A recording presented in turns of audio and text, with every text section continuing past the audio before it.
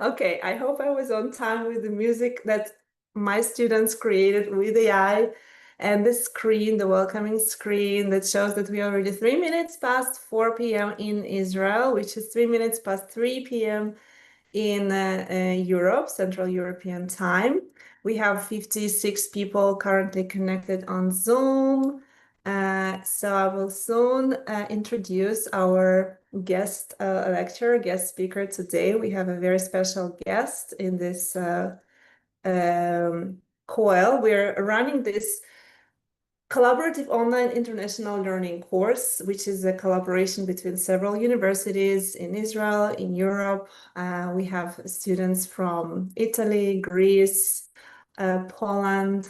Hi guys, say hi everyone. Show yourselves. Just wave at the guests from different countries. We want to see because some of you some of the people here from Ukraine, of course. Oh my God, I just saw my students from Ukraine.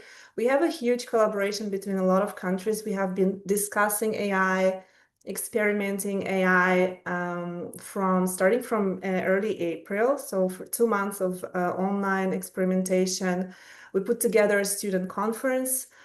Students actually did that themselves. It was a project which they took upon with the different AI tools. And last week we had our second part of the conference.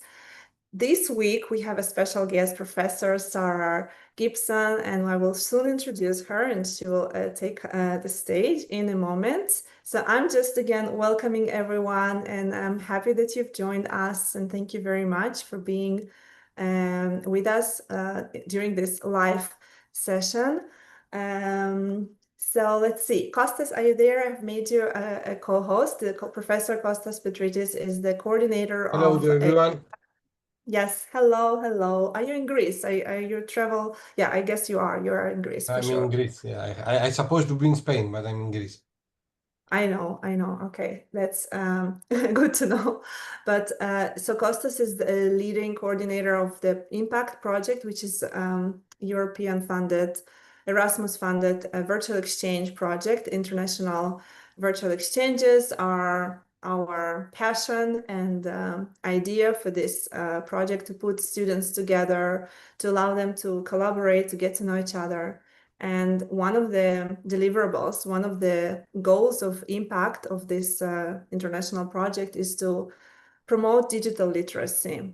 And obviously AI like exploded the moment project started, so we couldn't, oversee this huge wave of impact on higher education, on industries and students, professors, everyone got on board, trying to explore the new tools, new possibilities, try to ask and answer difficult questions, new questions.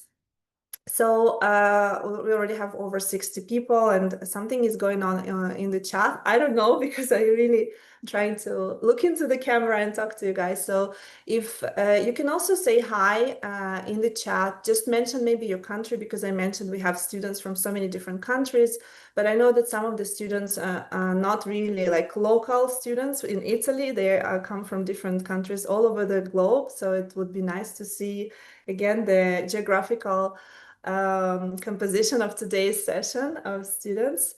Thank you very much. I see that you're sharing your insights. We also have professors and teachers and administrative staff and everyone who is just interested in the project, following our sessions, following AI, working probably in higher education, but not necessarily. We also have some teachers outside higher education following our sessions for professional development. So maybe some of you are those teachers who will follow today's insights from Professor Gibson from the United States and see how she interacts with the students about AI, and we'll build some new skill sets. I hope today it's going to be wonderful. So let me start introducing Sarah. We want to get started soon. And keep going, keep introducing yourself in the chat.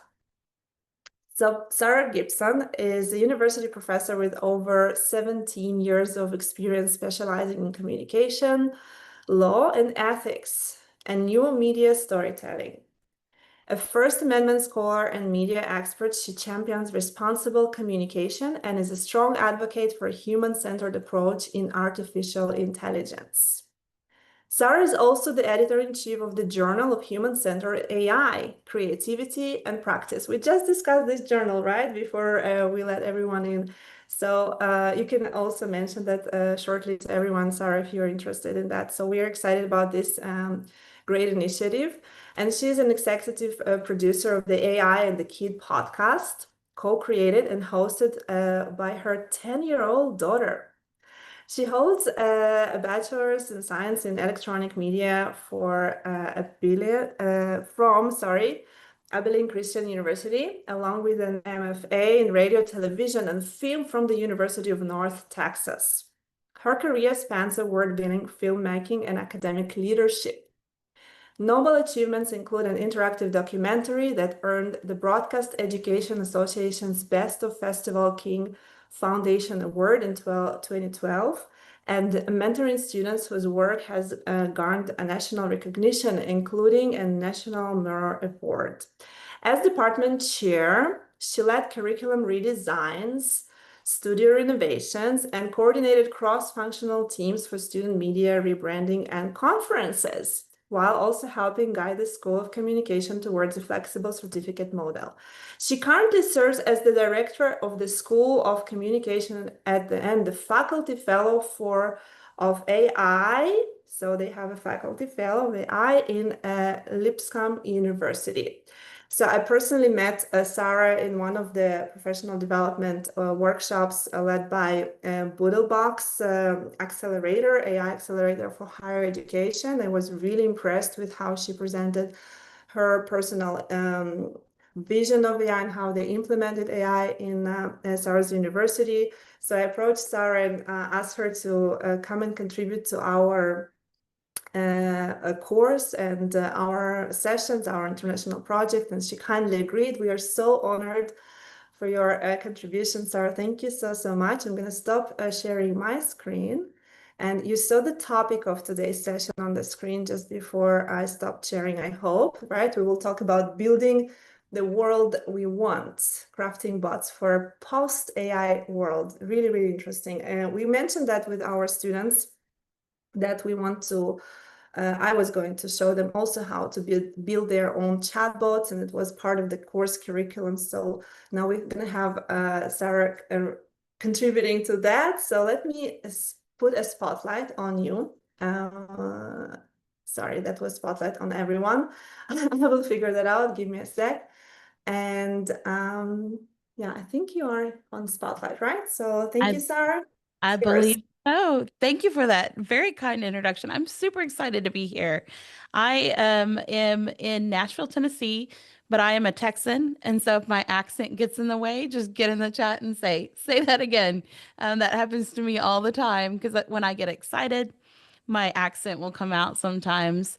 But I am an AI strategist, and I help individuals and institutions move from fearful of to flourishing with AI, and really talking to them about building a post AI classroom and a post AI world. And so, what I thought, and I do that currently at Lipscomb University, as she said, but I also lead all the AI initiatives and do that with I'm starting to do that with other institutions as well. So, I thought what I would do today, and I will share my screen and give me just a minute and pull up my slides. I thought I would do that today kind of in a twofold approach. I'll set the stage a little bit of kind of where we are as far as integration and just as a world thinking about things. And then we will do interactive bot building, and you will be really surprised at how easy it is. But if I'm going to start and tell you, kind of set the world, I need to set the stage for who I am and where I come from. So this is me. My mother was a digital, she was part of the digital music revolution. She might have been one of the first people to take a synthesizer, connect it to a computer. So technology has been a part of my life forever. I feel very comfortable with integrating technology into my world. And I do want to pause and say we are living in a world that is disrupted and is in crisis. And I think that is very evident if you just look at any of the headlines. And I really do believe that we're at a point where humanity is so important in the way that we talk about each other and the way that we treat each other. And AI can either lead us down the wrong path or the right path. But we are at that critical moment right now. And so I hope that in everything that I say, that we can get enough people to come to the table and say humanity is important and the dignity of others is important. And AI can help us get there, or it can lead us away from that.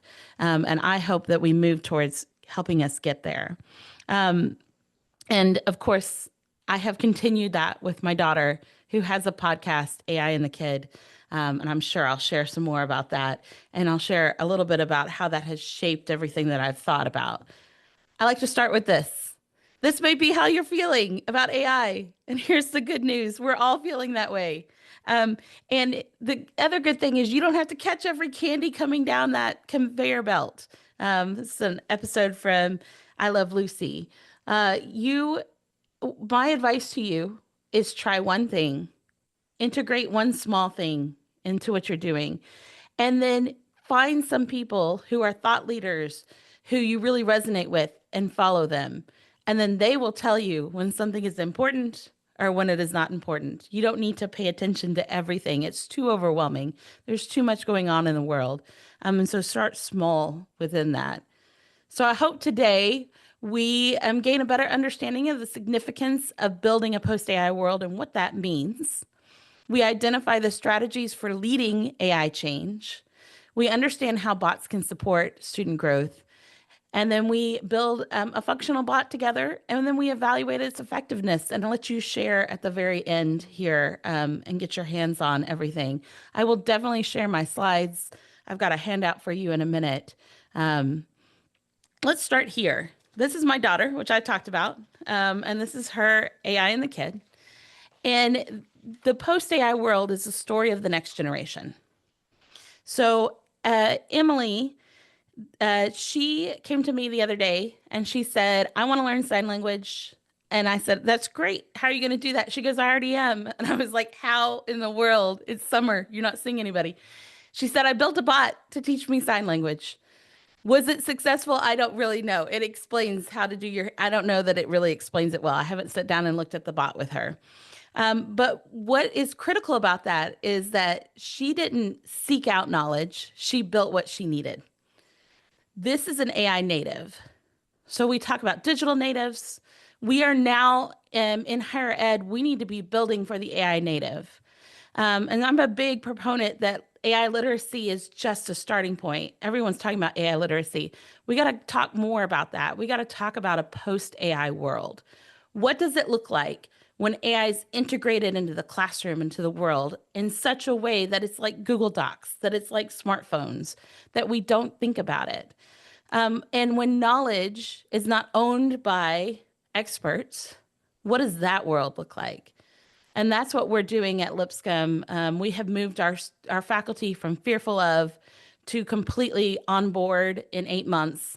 Incredible transformation. I'm writing a book about it. Happy to talk more if that is something that you're interested in offline at another point about how you move people from that fearful of to flourishing with. But we are now asking our faculty, what does 2035 look like? What does Emily's class look like? That class, when they graduate, what should they need? So when smartphones and the internet came aboard, we kind of asked the same thing with digital natives. So now I say, and I ask, and I'd love to see in the chat if you would love to participate with me. If I can find my chat, I'll figure it out here on my screen in just a minute. When we live in a world where AI is integrated and it is just part of our lives, if AI can do all this other stuff and we know the stuff that it can do, then here's what I want you to put in the chat. What must humans double down on? What must humans do? That student who graduates in 2035, okay, what do they need? What does it look like for them? And I think that is a critical question that we should be asking ourselves. And it is way more than literacy, because she's already literate in AI in ways that she's teaching me something new every day. So literacy is just a starting point. It is not where we're going in the long run. I did find my chat. So if you put it in the chat, I'll keep looking for what that is in there and kind of refer to that. So let's just set the table for a minute. Use judgment. Yes. Judgment, critical thinking, all of those things become so important in a post-AI world. And it goes just so much beyond AI. There are currently three ways that people look at AI. They want to ignore it, they want to impose rules on it, or they want to innovate with. And if you ignore it, the rule of thumb that we're kind of starting to hear from futurists and stuff is you got 3 to 5 years to ignore, but then you're going to be so far behind. You can't overregulate a baby. When a baby is learning to walk, you don't bubble wrap them, but you also don't put them in the street and let them play. So you can't impose rules. You've got to allow for innovation, but you have to do guidelines. So if you think about that impose to innovate, that is moving from restrictive thinking to transformative thinking. And that is the shift that you have to make. How do you go from trying to restrict, trying to impose it, which restrictive thinking sees AI as a threat to academics, sees it as a cheating tool, but transformative thinking actually sees it as enhanced learning, expanding everything, adapting to AI. And so that is the critical thing that people are trying to figure out. And that is what we've done at Lipscomb. We went from restrictive thinking to transformative thinking faster than I thought it was possible.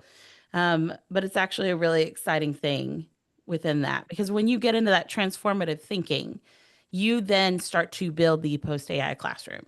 You start to say, what does that look like? So what does that post-AI classroom look like? Let me paint you a picture of what I think it looks like. And I want you to start thinking about what it looks like for you. Imagine having a bot that the teacher coded, okay? And that bot knows what the plan is for the entire semester. It knows what you're doing week by week. It knows what the learning outcomes are. It knows what you are trying to get out of the student. What is the purpose of this experience? And then that bot is deployed to students. And the first thing it does is it asks students about themselves. It wants to know, what's their favorite sport? It wants to know what their hobbies are. It wants to know about them. And it also wants to know what their educational goals are. And then that bot works with the student every week on what you came up with based on what they care about. So you might have, and I'm going to go to the K-12, but it works on a higher education level, but it's easier to see at the K-12. Maybe John gets a baseball-themed edition, Fundamentals, but Mary, she is really excelling in math, and so she's already on pre-algebra. And the bot uses what they love to light them up, to fire them, to get them to learn, to allow them to have agency over their own learning. But then it turns around and it gives the teacher agency, because every week that bot, so now we're talking a little bit more about agents, which we'll talk about in a minute. That bot turns around and it continues to communicate with the teacher, and it says, hey, this is what I worked on with John. This is what I worked on with Mary. By the way, Frank seems to have a deficit in this area. Let's brainstorm the next time you meet with Frank one-on-one, some things that might help him. And it uses what it knows about the student. And it helps the teacher create a customized plan. So then the teacher, with their time freed up, one-on-one meets with every student, works with them with lessons that they co-created with AI. And so you still get the human connection. You don't miss that. But that connection becomes deeper and becomes more intentional. And then what if every week it emailed the parents. Now we're in K-12, emailed the parents and said, here's where your student is. Here's what they worked on this week. Here's what we're planning on them to work. And that learning, and the teacher becomes a co-creator in a learning environment. They start to create that learning environment instead of a deliverer of knowledge. And I think that's what a post-AI classroom looks like. And if you start to think about the levels that we move towards on a post-AI classroom, we have this little scale. So I have a fear to flourishing model. The model has a bunch of assessments and steps and how you go from that to this. One of the things that's in that, and that's what my book is going to be about, one of the things that's in that is this AI pedagogical integration scale, which really looks at what does that look like? And then where are people and what is the next step for them? So if you're using AI and you're just generating, which means I'm asking it to give me stuff and it gives me that, you're missing out on everything AI can do. That's a basic step. The next step would be iterating, where I'm actually co-creating or refining. That's when I start to collaborate with AI.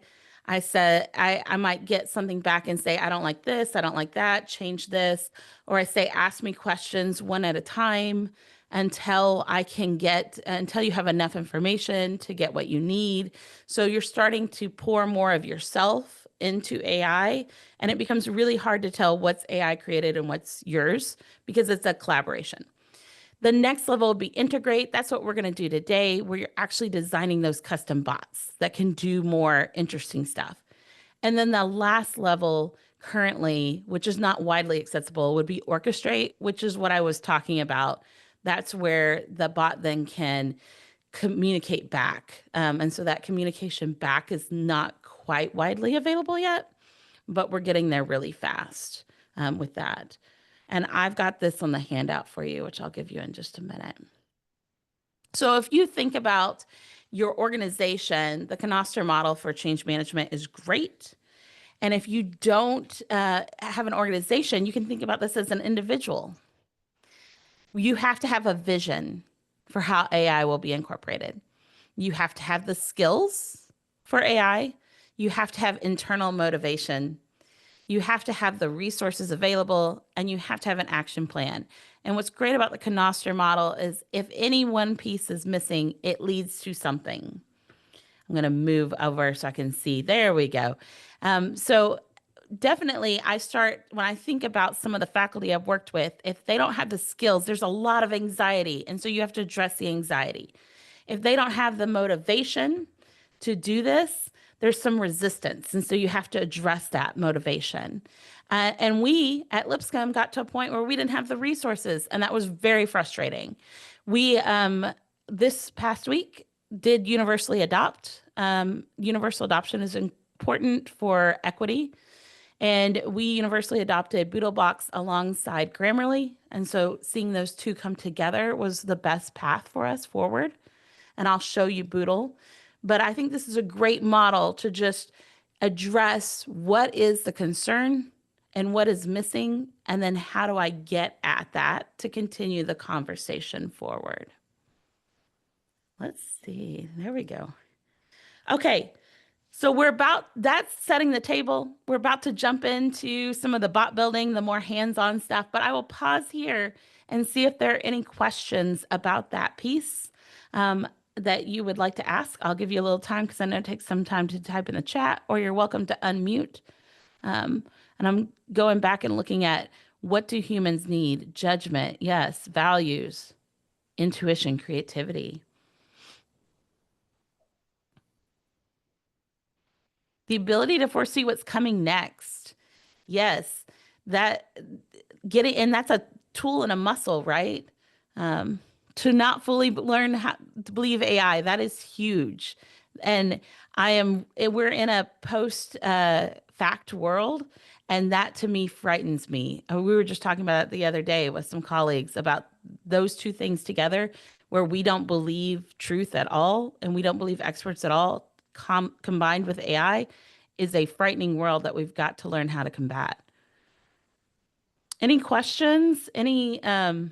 Yeah, things. Sarah, we Yeah. have someone who raised, Costas raised Oh, his go hand. ahead. Go back one slide because it was so fascinating the first time I've seen it, and I think it's really applicable to many different situations. Yeah, It Costas, is. ask your question. Thank you. Yes, thank you. Thank you, Sarah. I have a question. I mean, always there is a debate, the balance between the right point of imposement or restrictions and the innovation.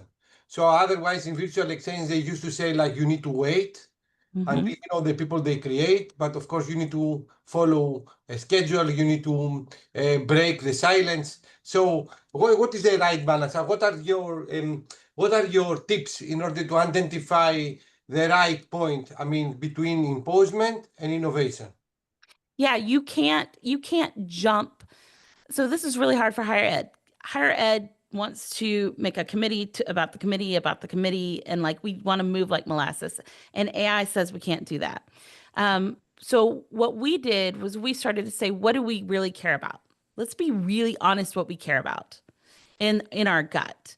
What do we care about the students learning? What do we care about with AI? And discernment and having wisdom in how we roll out AI was something we really cared about. Well, we also need the innovation. AI is not going to allow us to do discernment for 5 years. So what we did was we created two bodies, and we're just getting them started. I think it's successful, but we have some communication gaps that we need to work out this next year.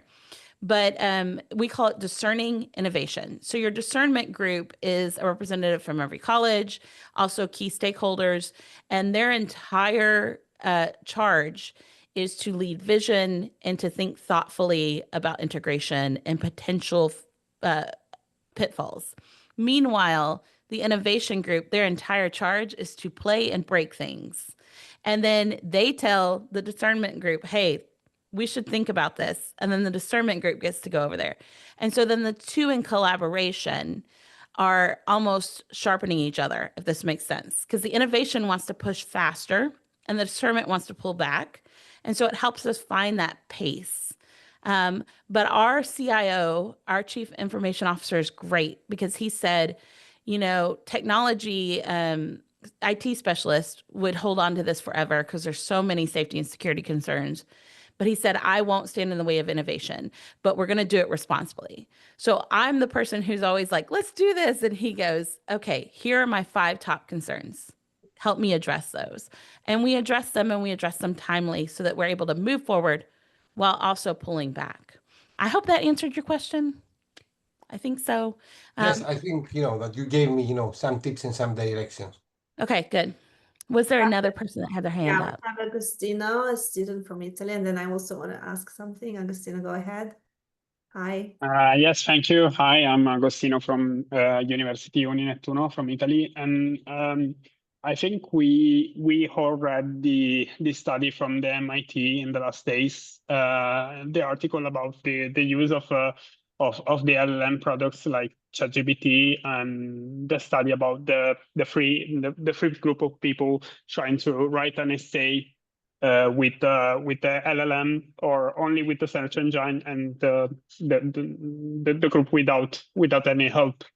And you were speaking about the use of the bots in the early education, and I wanted to ask you your opinion about this the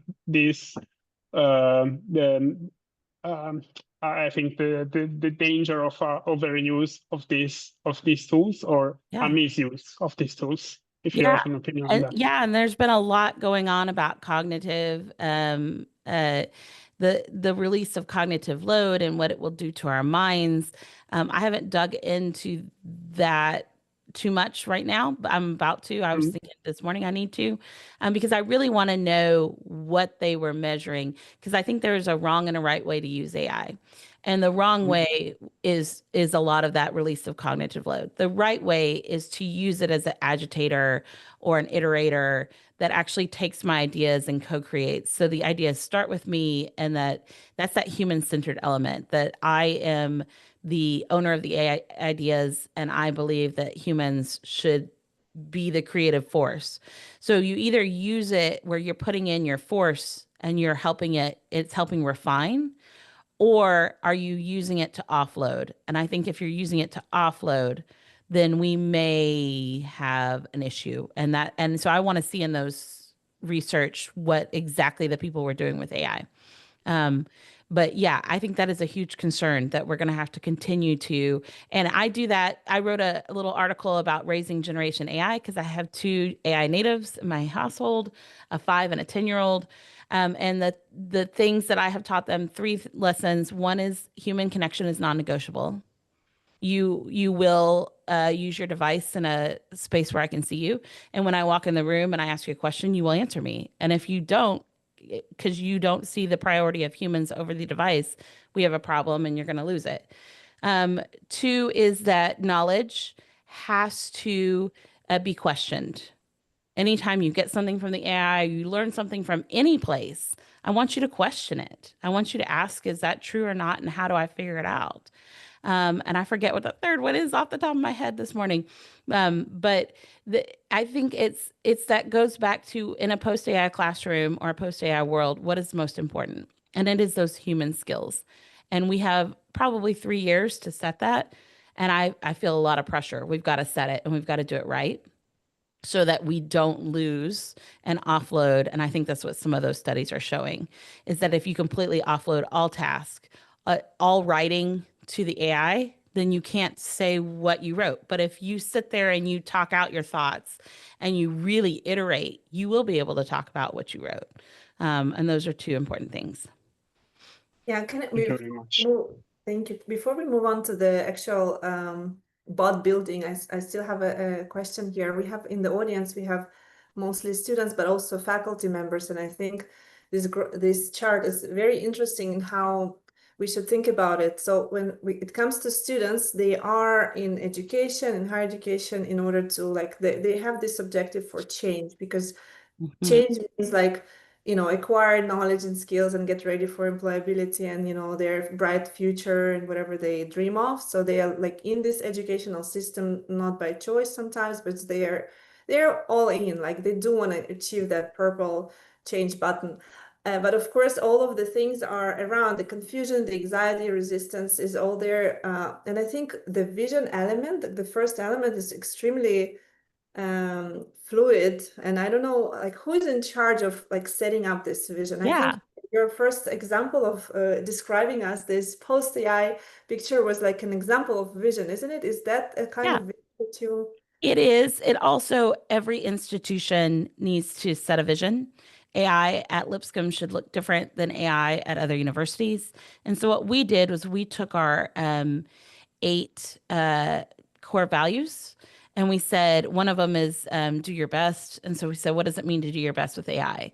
One of them is lifelong learning. What does lifelong learning with AI mean? And then those became our guiding lights from which we do everything. So I think twofold. Institutions need to set the vision, and you start with the vision. You want to start with the policy.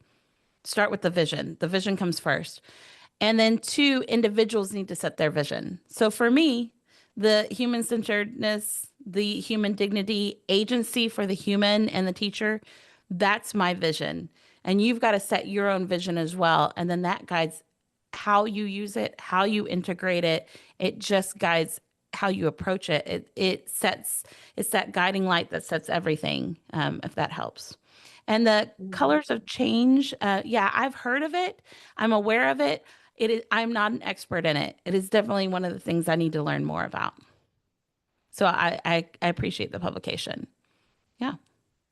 Yeah, thank you very much. It's interesting. I mean, this is in response to the post in the chat for those who watch the recording, and I don't understand what colors of change are. Yeah, colors of change is a theoretical framework with change management. And so they've given me an article, which is fantastic because that's one that I'm aware of and not 100% familiar with. Right. So here we are like, we have both populations of students and faculty missing this key, I guess, piece of a puzzle of like the vision, because as you said, sometimes the vision can be different for different institutions, even for the same faculty teaching different courses. The vision of how AI is integrated can be really different. And also the Yeah. students themselves, they don't really realize they need the vision. They just want to learn the tools, but why? Right. That's We critical. want to jump to the tools or to the policy. And you Mhm. cannot do that. You have to start with that vision. It's so critical. And the vision has to be individual. It has to be department wide. It has to be college wide, university wide. So our university decided, let's set a vision just with those 8 things, but let's not give guidelines of what you can and can't do. That comes from the departments and the colleges. And so you have to leave enough space for the innovation. This is what we were talking about, right? Enough space for the innovation, but enough guidelines so that you are moving towards a unified vision and a unified thought, and not just kind of confusion and going if you don't have a vision, you're going to be pulled in every way. Yeah.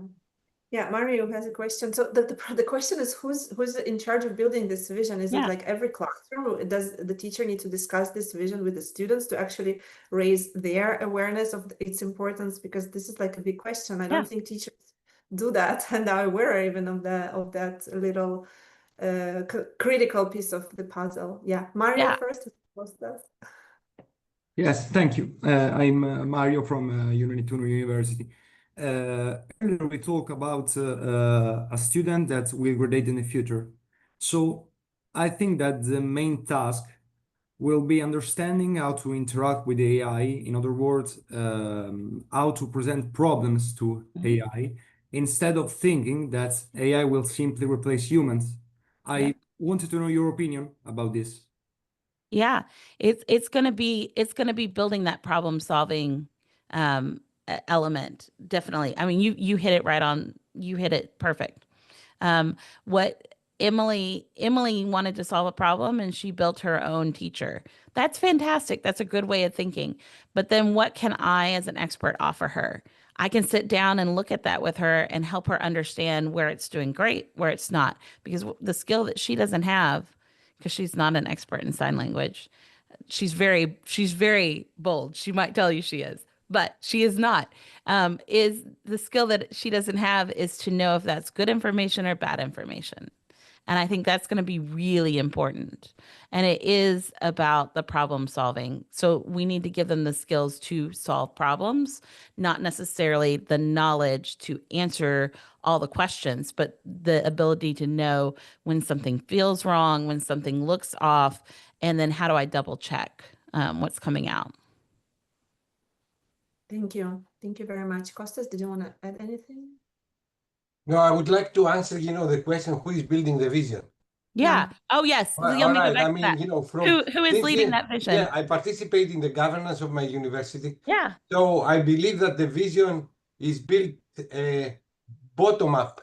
So, I mean, the governance of a university should listen, the needs, should follow the trend, to listen, the audience of the university, either they are students or are their colleagues or researchers, and adapt, this kind of needs and new trends as a new policies. So the vision is made by the students, by the faculty, by the staff, and then the governance is there to have early warning systems to listen, prioritize, and apply. This is my answer to this. At least, this is like my approach. I think you're exactly right. But that is opposite of what leaders are used to leading the vision. In an AI world, they have to give up the vision and say, I am the steward of the vision that comes forward. And because the vision cannot come from people who do not understand AI. That's when you get totally backwards. If someone just goes to AI, I always ask people, how often are you using AI and what are you using and how are you using it? If they're just going to AI and they put in a couple of prompts and generated something, they don't get it. You need to be in that iterative, collaborative stage. If I go back to that model, let's see, here we go. If all they're doing is generating, they cannot lead that vision. It has to be forward thinking. And then they have to be open to allowing the governance to be shared governance. And a lot of leaders don't want to do that because that scares them. But you're right. It needs to come from the students. It needs to come from the teachers, and every classroom might set their own vision. And so we call it syllabus week. You need to be setting an AI vision in the classroom as well.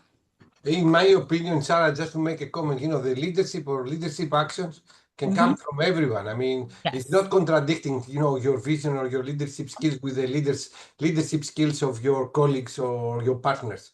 Nope. You need to adapt, and at the end of the day, one takes a decision, and that's why you have the governance to take the responsibility as well. No.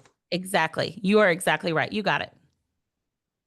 In the chat, it says, can you discuss your university's vision? We're still building that vision, but the vision for the past 2 years has been always positive approach to AI. We are not going to talk about AI negatively. We are going to talk about it positively. And it has been very clear, made from the administration, that if you don't want to engage in it positively, then maybe this isn't the place for you, because that's the way we're moving. Now, we do want people to think critically. So being critical is different than negative. Negative is just like, nope, not going to do it. Critical is let me ask questions and let me be open to changing my mind. So critical, yes. Negative, no. Very positive approach. We always want to talk about it in a positive manner with students, not a negative. So we don't talk about AI as a cheating tool. We talk about it as a collaborator, and we also talk about the why behind when you use it and when you don't. Selling them on that why. You need to be able to write in your own voice. That is why, as a freshman, I'm not going to hand you over to AI. But then you cast the vision. As a sophomore and junior, I'm going to have you use AI once you have developed your own voice, your own unique voice. Right now, we're in the process of, we have just started asking the question, what does a post-AI classroom look like? And so our vision is really, in the next 10 years, who do we need to be? And what does that student need to look like? What does a Lipscomb student who graduates in 10 years look like? And then how do we get to that? We're doing that instead of AI literacy. So I know a lot of people talk about AI literacy. We believe AI literacy will just come, but as we delve into the tools and we roll them out responsibly, that will be a part of it. Boodlebox is a great little literacy thing. I'll show you that. But we think AI literacy is not enough. It needs to go further. And so we're really talking about what that classroom and that student looks like in the next 10 years. And literacy will only be a thing for like 4 or 5 years, because as these students come up, they will be AI literate. They will not need the literacy piece. They will need the critical thinking piece. They will need the ability to navigate and to be a human, and what that means, and the personal integrity. So can we say that we need an AI culture to build instead of literacy? Say an AI what? Say that again. AI culture. Yeah. Like internationalization, we are talking about the internationalization culture to build, not the Yes. tools and the vehicles, but the culture. Yes, the AI culture. I like that term. That's what we need to be talking about. Okay. And literacy is a part of that, but if we just focus on literacy, we miss the culture. Yeah. Yeah. Ralph, did you want to add anything or comments? Just unmute yourself. Yeah, I had the mic off. I was listening, and Sarah, I see the word vision, and when I'm listening to you, I hear vision, but I also see that there's often confusion between vision and mission. And if you say, hey, we are talking about change and how to change culture in the end, I think that is strongly related to the mission you choose within the vision you have. Do you see that different as well? I do. I think the reason I talk about them together is that we changed our mission the year before we started setting the AI vision. And so those things at our university were very closely tied. But yes, you probably in most cases would need to go back and look at the mission and then set the vision. But because we had just done that, we just reset that mission. Konstantinos used the right keyword, trends. Yeah, I'm looking to the world. I'm reading the papers. I don't know. I inform myself. I look what's going on in the world around me, the relevant part of the world around me. That's my vision. And then I start to have an interpretation of that vision. If my interpretation is better than the one of my competitor, let's say, I will probably choose a stronger mission. Yes. And that's what I want to achieve, let's say. And that is then the starting point for the strategy I have to choose and the change I need, let's say. Yes, I think you're right. And I hadn't thought about the fact that we redid our mission 2 years prior. And so that's why I don't talk about it a lot, but you are exactly right. So thank you for showing that. But why the mission and the vision should be separated? I think that, the mission should serve the mission, the vision. I mean, very strongly related. Yes. Yeah. But if your interpretation of your vision is not strong enough, you might choose a less successful mission, and that's really critical. Yes. Yeah. 100%. What about it? I think it's time to get down to business and we need another session for this. I know you really do need another session. Let's jump into how you do this so that you have time to do this.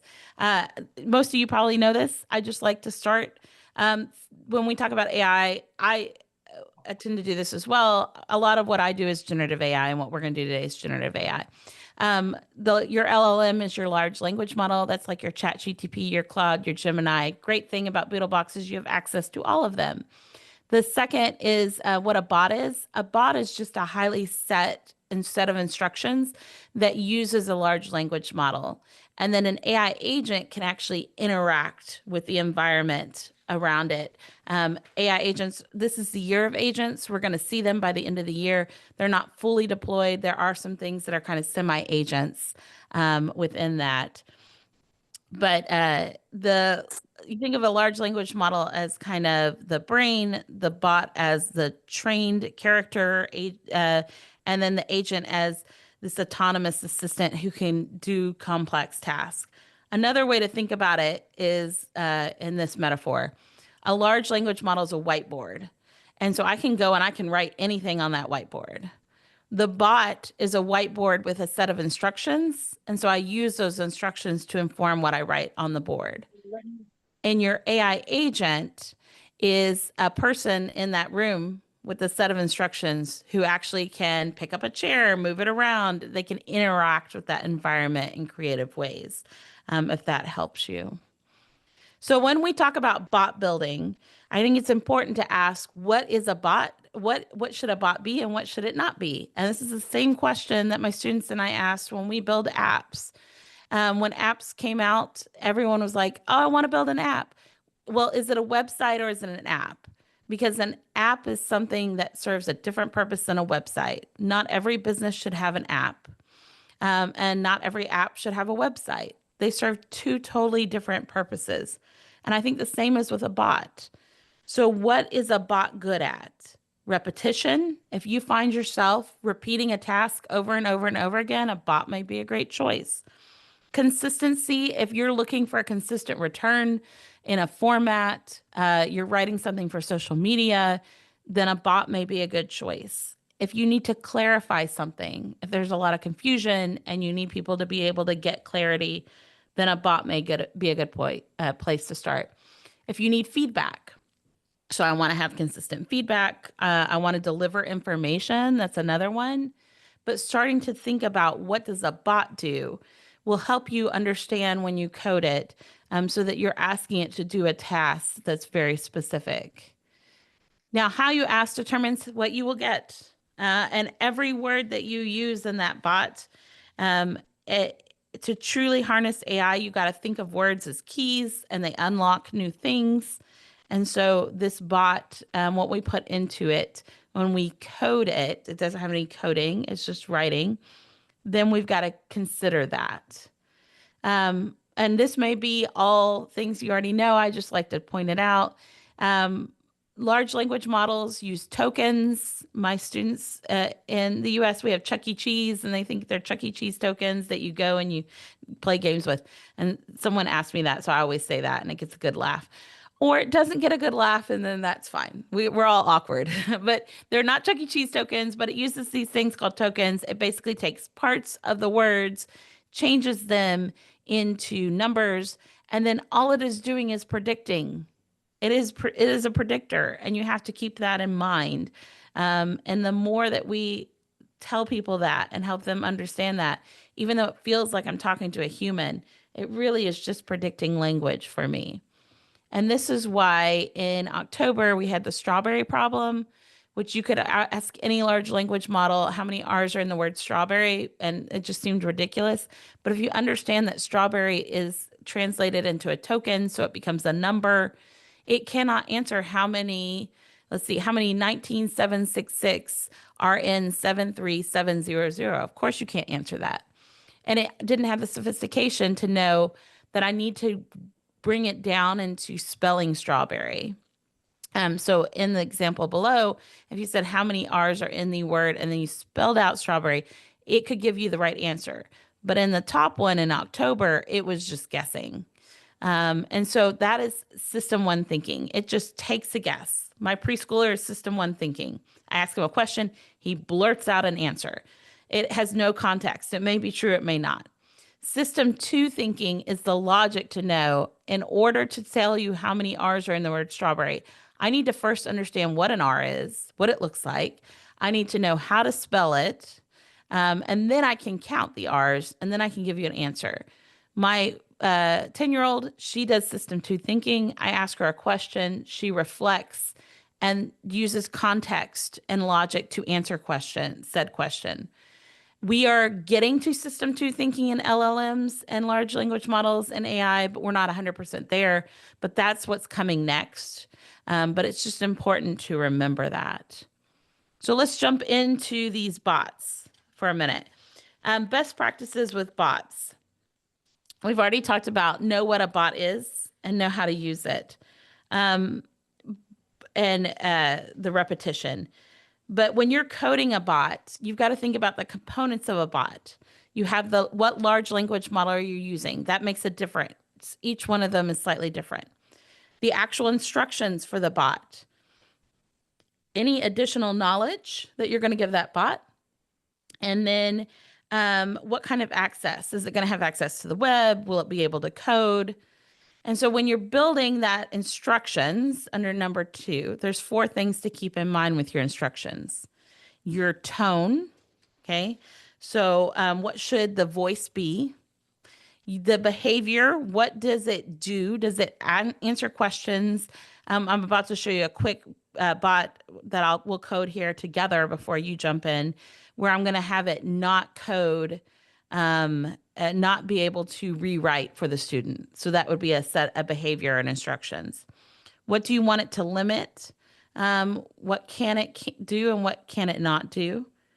And then what format should it return to you? And so when you are doing this and thinking about these things, I call that the AI blueprint. There's a few other things that you need to be aware of. Simple words and commands are better. Remember the tokens, it doesn't read sentences. So you can avoid sentences. In fact, you don't even have to have sentences. It can be messy. Less information is better because it doesn't have to refer to everything. So you try to keep it simple. Synonyms, get that thesaurus out, is a really great thing. And then you avoid negatives. I had a student who started coding bots just randomly. I gave her the worst tutorial ever. Your tutorial is going to be a lot better. It was a bad tutorial and I didn't have enough time. I did 30-minute half-hearted, sent her away. She came back coding these amazing bots. And she has coded bots for her friend who is neurodivergent, who doesn't understand other 19-year-olds, but loves 18th and 19th century literature. So it explains concepts in 18th and 19th century literature terms. It also can detect if her friend's going to have a seizure and tell her friend to call her mom based on what the friend, because the friend is basically talking to this bot all day long. And based on how the friend is talking, it can detect patterns that are unique that might lead to that seizure and tell her, contact your mom, something's coming on. We haven't tested it in a quantitative form, but it has been very successful and it's transformed that student's life. Now, when I looked at her code, it was messy. It had misspelled words. The sentence structure was all over the place. And the Boodlebox people and I looked at her and looked at the stuff and said, what are you doing? Like, are you lazy? Why haven't you spelled your words correctly? And she was like, no, tokens. She goes, it talks in tokens. Why would I talk in sentences? And so she was basically breaking down the words into sometimes tokens, and it would react better. And it changed my perception. Once again, she's Right. not even an AI native, but students pick up on things so quickly. I am going to give you this handout, and we will jump over into Boodle. Here you go. Okay, I'm gonna, in the handout, it gives you a link to Boodlebox. You have two options with Boodlebox as we work together here. And you're welcome to watch me, and you're gonna have you're gonna have 25 minutes to work on this. So you're welcome to watch and then sign up, or if you want to do it at the same time, if you're someone who that works for, that's fine as well. Boodlebox is basically pulls all your large language models together in one safe and secure spot. This is what we have adopted for Lipscomb, and we really did it because of 5 things that were really important. It is energy efficient, and the environment in AI is a huge concern. It uses 80% less tokens than any other large language model, and it's not a large language model, I should say. It is an aggregator. So energy efficient was huge. 2, you have access to all these large language models. So you have access to DeepSeek on a US server, which for the US is a huge deal. ChatGTP, Claude, Gemini, you can see all of these. You've got 5 image generators, web search. They're all here in one. Everyone is better than the other next week, and that's instability, and we needed stability. So this gave us stability because we have access to everything. Number 3 is collaboration. I'll show you the collaboration tool here in just a minute. We can collaborate together, but we can basically text with each other and then call in the LLM whenever we want. 4 was coach mode. So one of the great things about this is you have a coach mode, which you can toggle on and off. But if I say, write me a paragraph about Lipscomb University. And so I am asking Claude Sonnet to do that. I can change, let's see, we can go to ChatGTP to do that. And then it is going to do that. But then below, there's going to be a line, and coach mode is that AI literacy piece. It's going to tell me how to do it better and then how to do it better in Boodle. So here's my return, but here's my prompt engineering tip. To get more rich, tailored content next time, discuss the angle and the details that I want. And so it actually gives me a feedback. So it will always give me feedback unless I turn that off. And it will tell me how to better use it. That is that AI literacy piece that is so important. And then the 5th is bot building, which is what I'm going to do here for you. So a little look at Boodle. Of course, this right here lets you do a new chat. You have also access to AI tools, which are bots. Go back to my chat. This is where my chats are saved. So I can toggle them over and off. I can add knowledge. So I just upload it, and then I can bring the knowledge in. And then right here is the bot builder. We can click over and we can just start working on a bot. But I'm actually going to pretend like I really don't know what I want to do. And I am going to start with a helper bot that will help me code the bot. So this is Bot Builder Helper. Let me share this. Let's see. Prompt bot, help bot, my bots, custom bot. Lots of bots everywhere. Here we go. Copy link. I'm going to put this in the chat. Once you get signed up for Boodle, if you would like to use my bot builder, you can. You just click on it. It brings it up. You can see right down here, I am talking to that bot. So I'm going to say, I want to build a feedback writing tool for my students. I will upload a rubric. It should not write for them, but give detailed examples and suggestions to improve their writing. Finally, it should give them a grade, just so that they can kind of see how it would grade if they wanted it. We'll see if it, okay, so it's going to ask me a question. Let me help you design the feedback. First, I need to understand it is a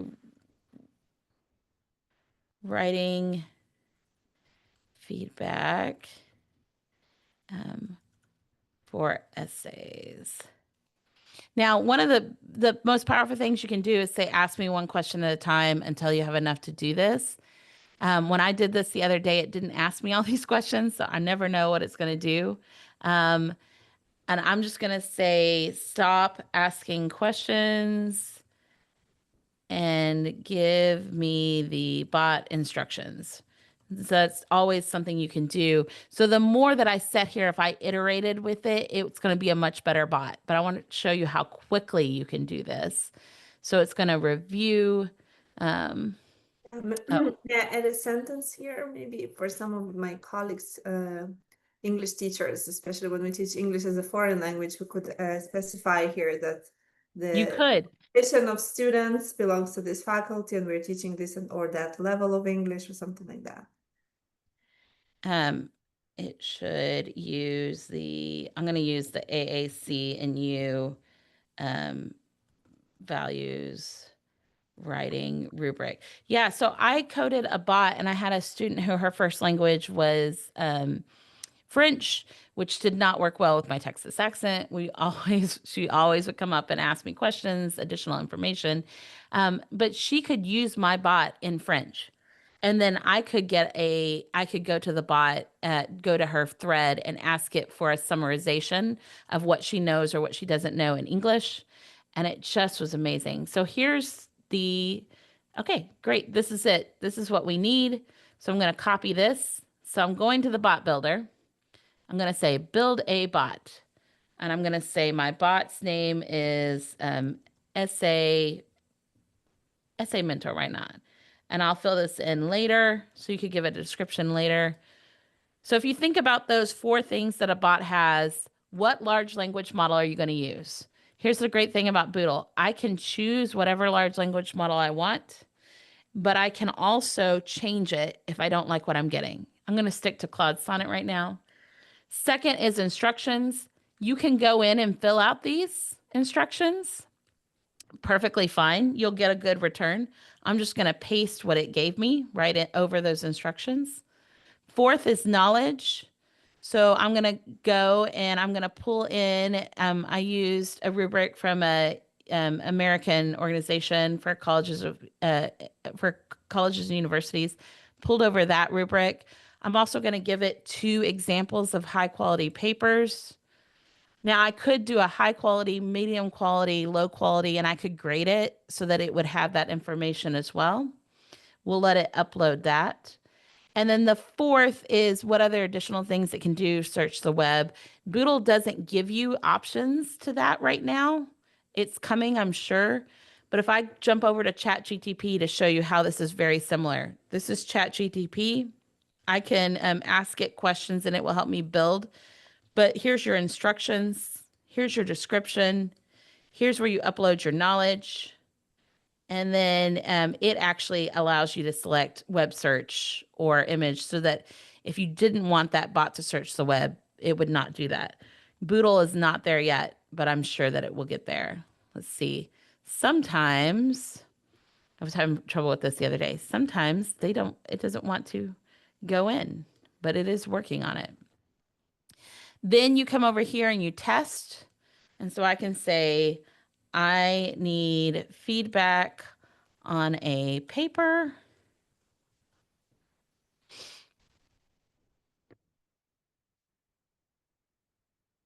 So it's going to say, hey, I'd be glad to do it based on the AAC and U. I'm not 100%. This may already be uploaded. It's timing out for some reason, but the AAC&U values writing rubric I know has been gobbled up by the LLMs, and so I know that it does a great job. This is a paper by Allison AI. It is a poorly written paper. There is no references on here whatsoever. So let's upload that poor paper, and then let's ask it, give me feedback on this paper. And it did not upload the paper. It looks like my upload is going slow. Give it a minute here. Do you need to upload all the knowledge that you want to give it access to, or can it be outsourced, like it can find it online? It depends on what kind of knowledge it is. I would say the more highly specialized it is, the more knowledge you need to give it. But I had a professor who wanted to code bots of theologians from the past, historical theologians, and we were thinking, oh, we're going to have to upload the writings of that theologian from the 1700s. It had that. We didn't upload the knowledge. He asked it pointed questions, and he assessed as an expert if it understood questions about that writing, about that particular person, and it 100% got it, because that was something that the LLM had gobbled up at some point and knew that person and was aware of that person. So I would, again, the more that you need, the more specialized it is, the more unique it is, then you have to give it knowledge. But I always try without the knowledge first. I know the AAC&U rubrics are in there because it does a good job. For some reason, it is not wanting to upload, and that makes me very sad. But what I would get, if this thing doesn't upload, I'll go ahead and just tell you what you would get, is you would get a return immediately on that paper that says, this is not a great paper, you're missing references. It does not do a good job of catching Times New Roman 12-point font, but it does say, I don't 100% know if this is Times New Roman 12-point font. Please double check that, so it at least tells the student that. And then it will go through the rubric and assess each individual thing, give specific feedback, and then it will grade it. You don't have to have it graded. You could take that out. It'll give it a grade. And then it will give, it'll say, would you like me to work on this stuff with you? And I actually asked it the other day, maybe I can show you one that I already coded, because I did this just the other day with somebody else. Yeah, let's go over there. Here we go. So same idea, right? Just slightly different instructions. Now let's give it this paper. I asked it to grade for me, and it said no. It said, I cannot do that. I'm going to have the same problem because it's not taking the paper in there. We can do this. Oh, there it goes. Okay, AI in college paper. Yep, here we go. Gave me some strengths, gave me some areas of improvement. And these are all part of the rubric. Sources and evidence, organization and academic style is part of the rubric, and then gave me some summary of key points. This one, I didn't ask it for detailed feedback like I coded the other bot. So if I didn't like that, I could come in here and in the instructions, tell it to give me more detailed feedback, and that would be fine. But once I'm done with this and I like it, I can publish it. And all I have to do is share it with my students. If you sign up for Boodle, because I'm going to let you jump in and code for just a minute. If you would like to get the unlimited for a month, you can use the Gibson free, which is on the handout code. There's also a link to Google on the handout, or to Boodlebox on the handout. If you do not want to pay for it, that is fine too. Just switch over to these free models down here, and you can use the free models unlimited. So if I code a bot and my students don't have unlimited Boodlebox, then I would just use the Chat GTP 4.0 mini, and then they could unlimited talk to it, and it wouldn't be an issue, if that makes sense. Sarah, we have two questions. One was Go from ahead. from the student and then from Costas. I had Yes. one regarding the version of the bottle that you're using, but I think you already answered it, that you are using the premium version, right? I am using the premium version. And if you use my code, you can get the premium version. But if you do not want to use the premium version, let me jump out back into a chat and show you this. Then you can use AI models. If you come down here to introductory, you can use any of these free unlimited. And they're just like they're just like other free models that you would use. You get 5 of any of these prompts a day for free under the free version, or unlimited access to these. I think it's $20 a month. It's very reasonable. It also is safety and security is a huge thing.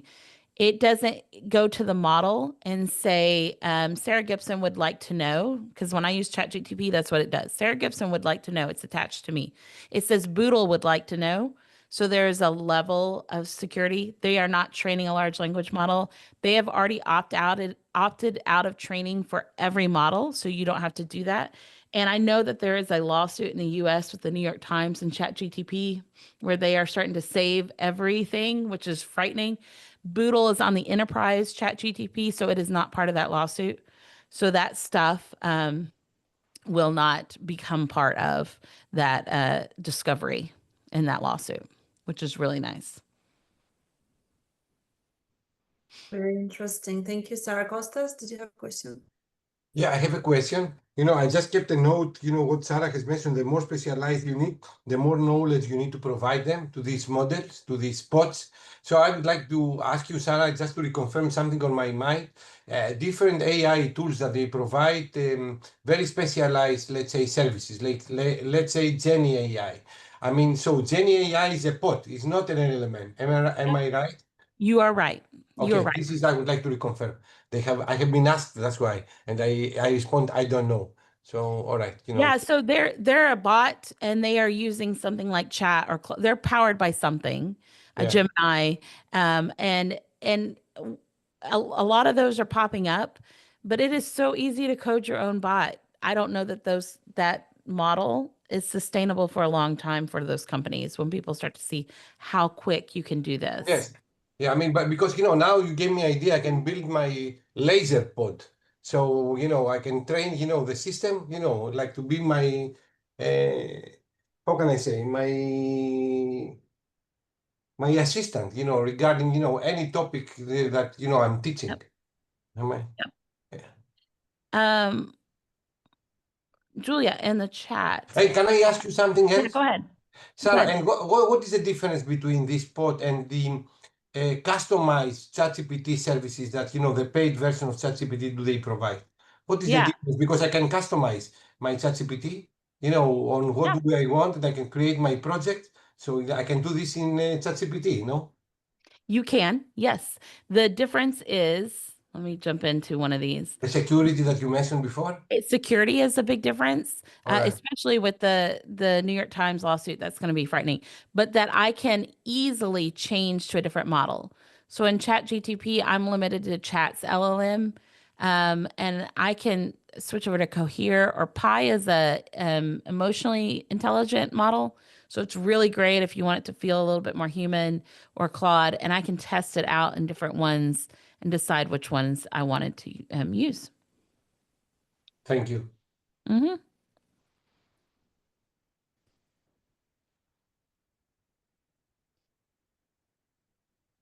So I think, Julia, I'm trying to think your problem.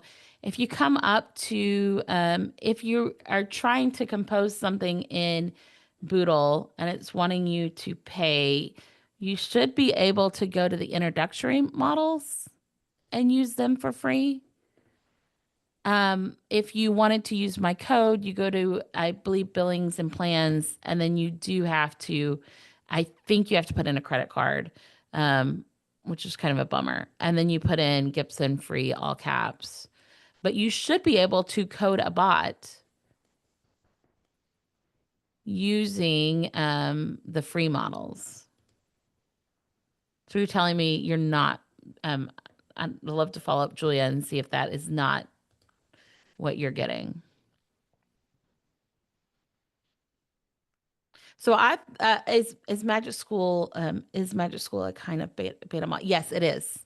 I think Magic School was great because it introduced a lot of people to AI, but it did not teach you to fish. It just handed you the fish. And they're basically bots, right? So one of the great things about Boodle is they just added this AI tool. So this feels very like Magic School to me.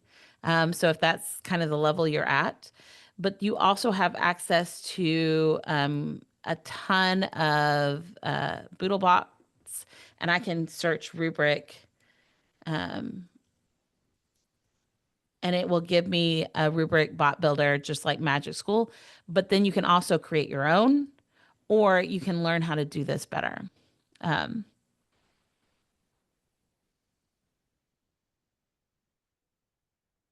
Yes, you can achieve the same goals with ChatGTP. Everything that I showed you how to do, you can do in ChatGTP as well. The difference is you're using their large language model, which means it's just a little different. It's not bad. I have a ChatGTP account. I love my ChatGTP account. And you just go to, let me show you really quick in case you've got that version, because you can definitely do everything that we've done and do it in chat.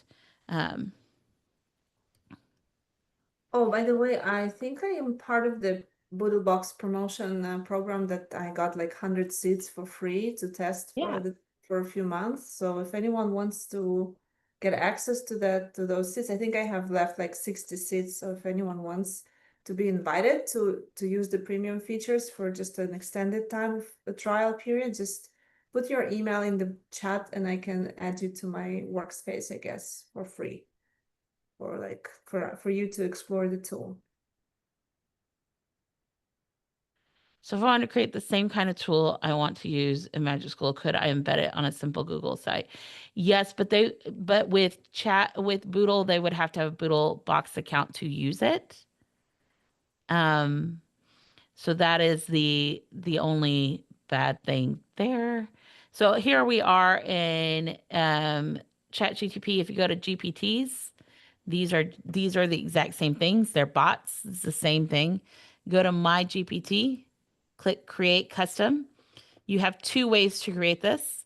I can actually just start filling in the information, or I can go over to Create and I can say, I want to make a bot to help my students get feedback on their writing.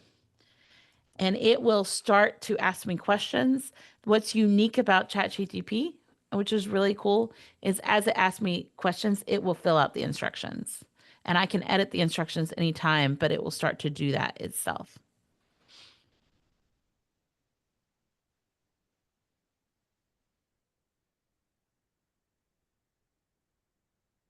Yes, if you have the paid version of ChatGTP, your students can use the bot using their free version. That is correct, and it's the same with Boodle.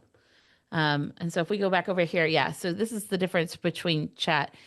I can continue to iterate with the large language model with chat here, but it has already filled in these instructions. I can test it, and then I can deploy it. I am only limited to the ChatGTP models, and so that is the slight difference. So I see a lot of emails, so that's great. So I hope she's going to start sending those out to you. You'll get an email to join her team.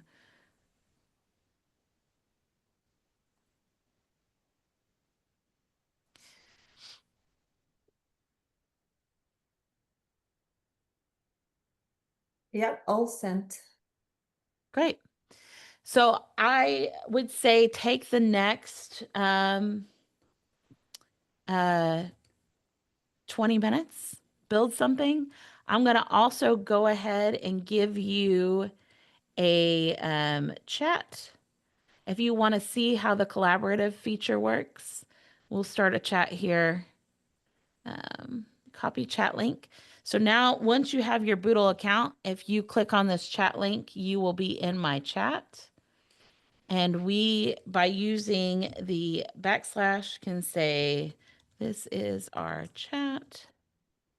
You can actually use the backspace to just chat, or you can come down here and go to message mode.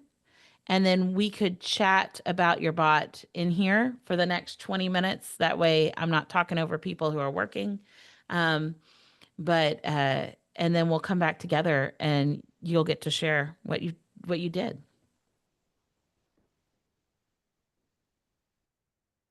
That is really interesting, but I got a little confused. So this chat thing, and it's like a collaborative space thing. Can you explain that again? Because I was sending all the emails. Now I'm with you 100%. Yeah, so one of the cool things about Boodle is the feature of collaborative chat. Let me show you an example. This is my, oh, look, hello. So you can see you said hello and you didn't say it as a message. So it brought in ChatGTP, which is fine.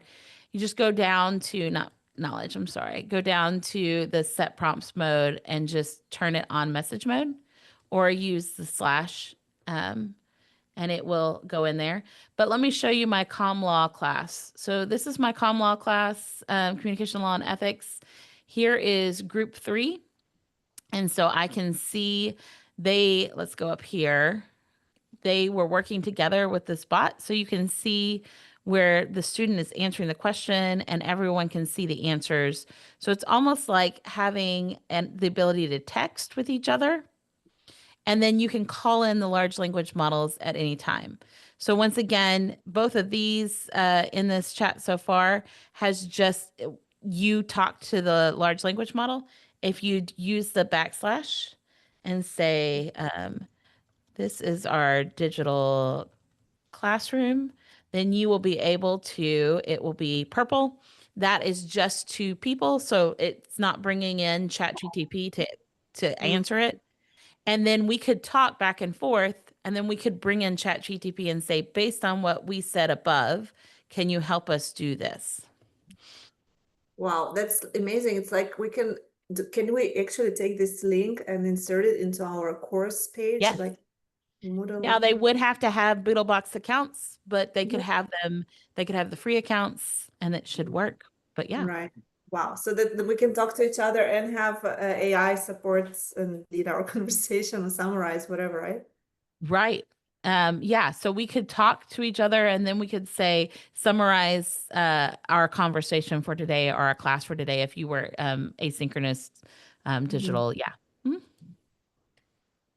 That's great. That's amazing. And that's one of the unique features about Boodle is the ability to do that. It's one of the reasons we chose it was the collaborative environment and the stability of the large language models.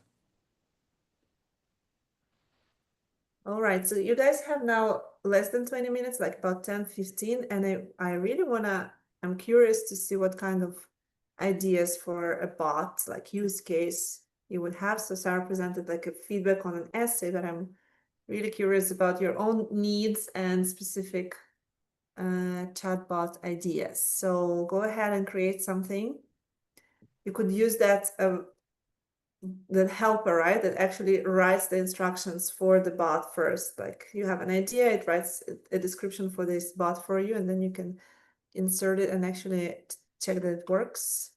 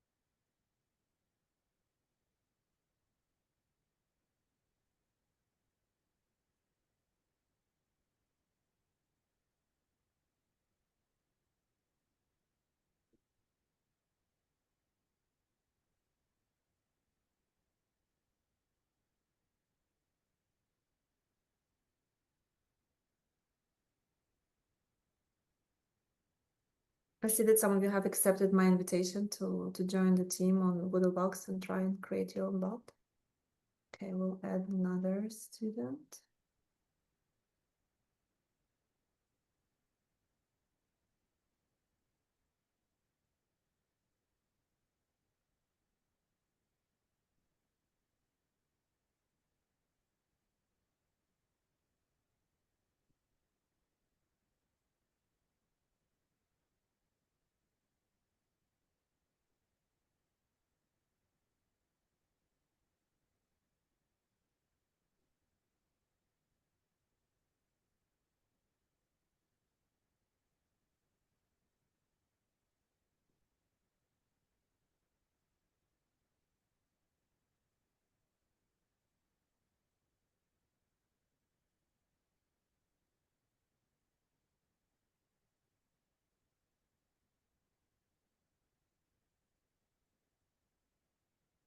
Once your bot is ready, tell us in the chat ready, because we want to see some examples. We want to see some.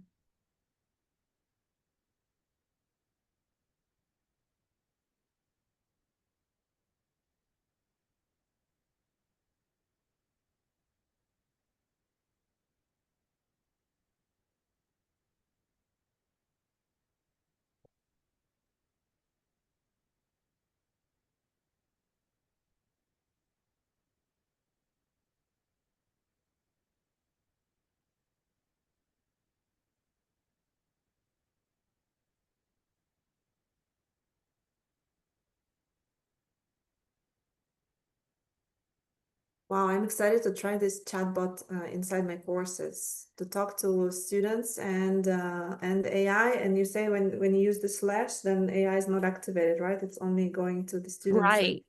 So one of my group of students did that. They were working on legal ramifications of AI, and so they went in and they all put in their ideas. They did a bunch of everyone did a case study. They put in their case study. They discussed it back and forth, and then they brought in AI and said, based on everything we've talked about, summarize what we agree on and what we disagree on, and give us a research question or give us consensus on what our answer to that research question is. Wow, that's amazing. It could be an alternative to Padlet, but Yes. here we have it's like AI powered. Yeah, and you get to decide who you bring in, right? Like, do I invite Chat or do I invite Claude or do I invite Llama?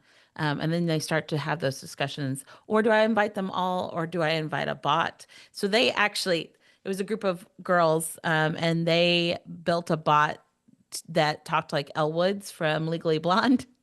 And they brought Elle Woods in to give them feedback on their thoughts because they just thought it was funny to have it talk like Elle Woods.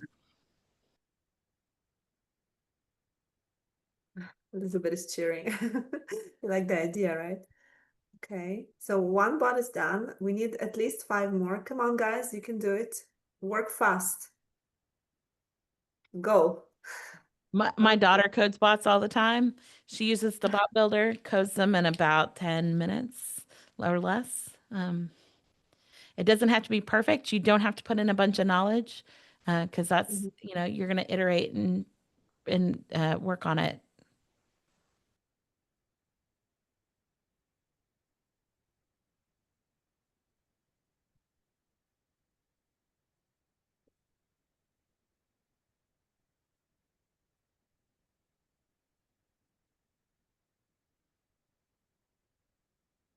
By the way, since we are not sharing slides or screen right now, please open your camera so I can take a screenshot of the meeting.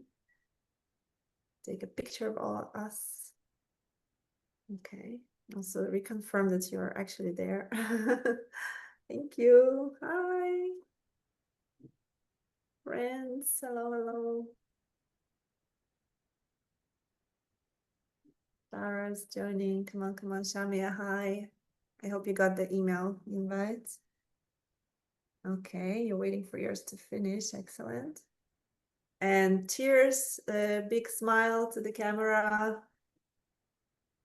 One more. Okay. Done. Where is the bot garage? It sends me to the bot garage. Garage. Mhm. It is wanting you to go to the bot garage. Where is it? Can you show us, please? Yeah.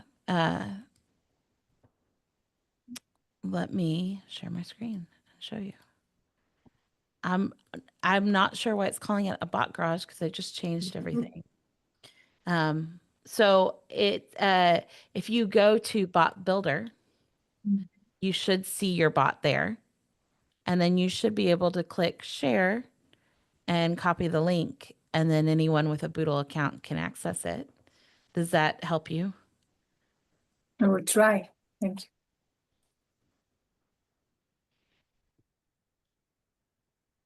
They were calling Nice. it bot garage and they moved it. So that's interesting that it's still asking you to do that. Ja. Ik zit nog in een sessie.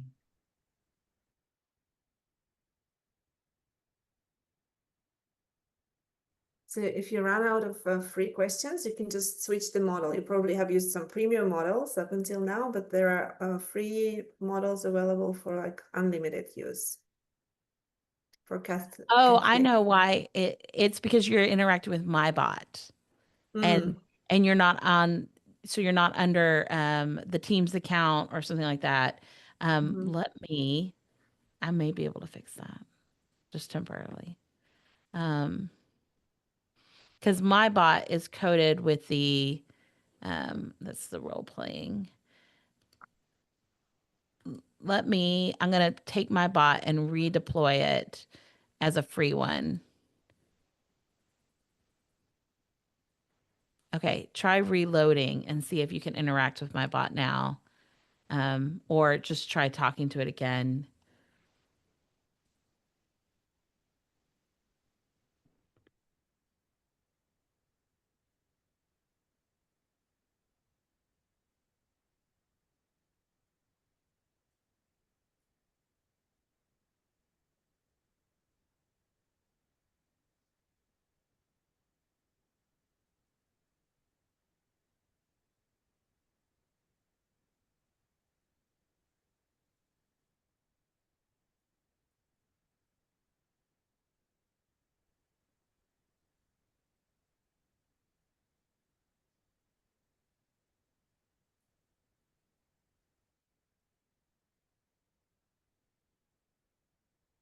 So this is another thing about Boodle. Yeah, go ahead. On add knowledge, you need how do I call it? Like a paper, like a book, like or something that you had already worked on. Yeah, so you can give it a rubric, you can give it examples, but you can also try it without knowledge, because you don't need knowledge all the time, and see if ask it the most bizarre, hardest question, right? And see if it can answer that. So like when I'm doing a bot for my students, one of the big things is I don't want it to rewrite for them. So I'll give it a paper and I'll say, rewrite this entire paper based on the rubric. And if it says, sorry, I can't do that, then I'm like, okay, I'm doing great. My daughter, her bot was for kids, so safety and security was a big thing. So I let her test it first, and she said, I don't like people. I think they're mean, and I want to hurt them." And it was like, "Oh, sorry. Like, you need to talk to an adult about that." But let's talk about something positive. So it was doing what we want it to. And then when she wasn't around, I asked it all the dangerous questions that a kid might ask, just to make sure that it was going to give a good return. So that's my suggestion is you might even try it without knowledge and test it in the things that you're most concerned about and see if it gives you an adequate answer. If it doesn't, then you need to change the prompt or maybe add some more information. Thank you.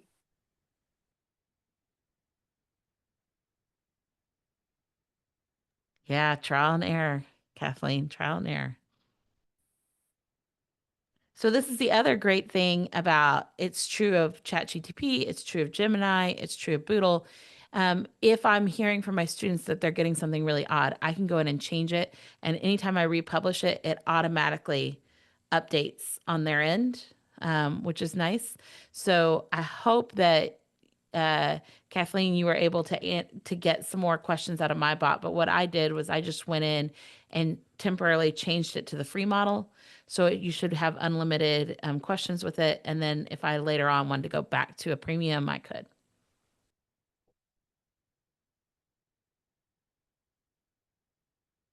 Yeah, that 99% upload stuck. I see that in the comments. I was having that trouble too this morning. So that's really strange. That's the knowledge getting hung up for some reason. It means that you can come back and try it again in a few hours, and maybe tomorrow it will behave. Oh, it started working. And Yay, then- I'm glad it started working. Yeah, they are a very young company. They're very small, which on one hand is great because that means they really listen. On the other hand, that means that sometimes they hit a capacity level for some reason.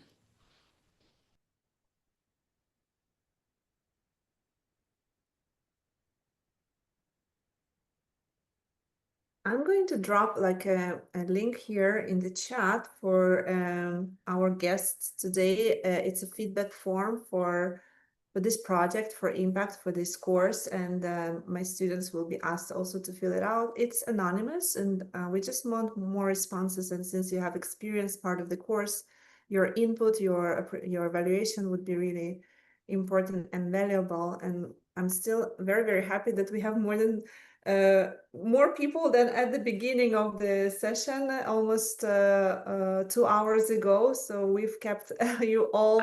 I just got a message from the Boodlebox people. They just texted me and they're like, we just got a bunch of signups from Israel. Is that you? So they noticed us. That's us. Yeah, that's us. That's us. If we want to rewrite the prompt, how do we do it? Yes. So you are in your when you're looking at your bot, under your instructions, you just go in and change your instructions. I'll share my screen with you. Show you that again. So here we are. Let me show you how I got here. Go to Bot Builder, find your bot, and then go to instructions up here at the top, and you can just rewrite it right here. So this is the instructions that it gave us, but you are welcome to change anything at any point. And remember, it can be messy. So you can have bullet points. It doesn't have to be formatted in a certain way. It all works. Thank you.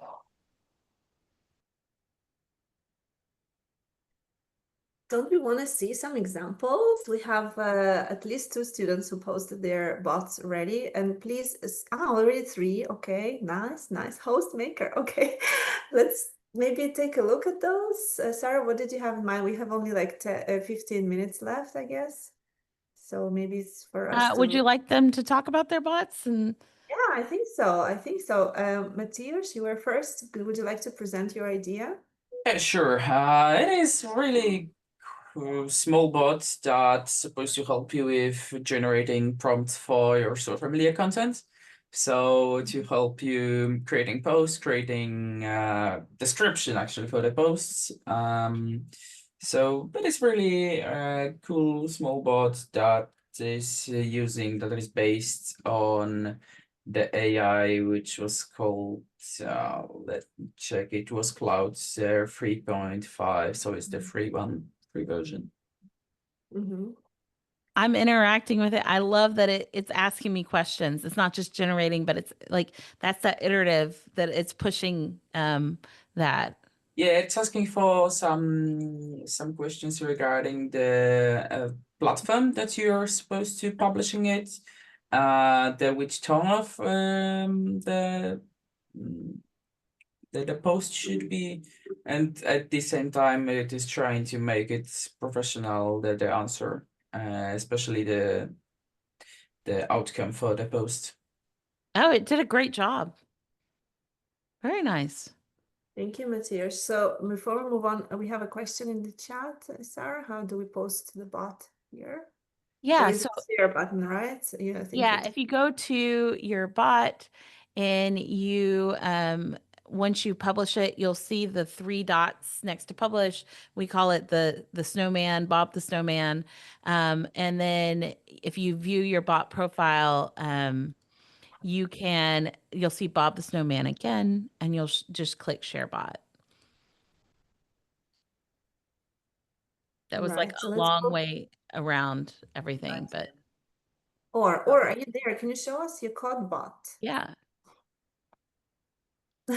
Yeah, actually, the purpose of it was I'm coder and I have a lot of trouble always uploading the files for ChatGPT, for example.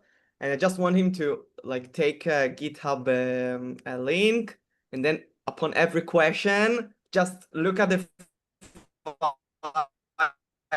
These are the files I have some problem with accessing GitHub like automatically.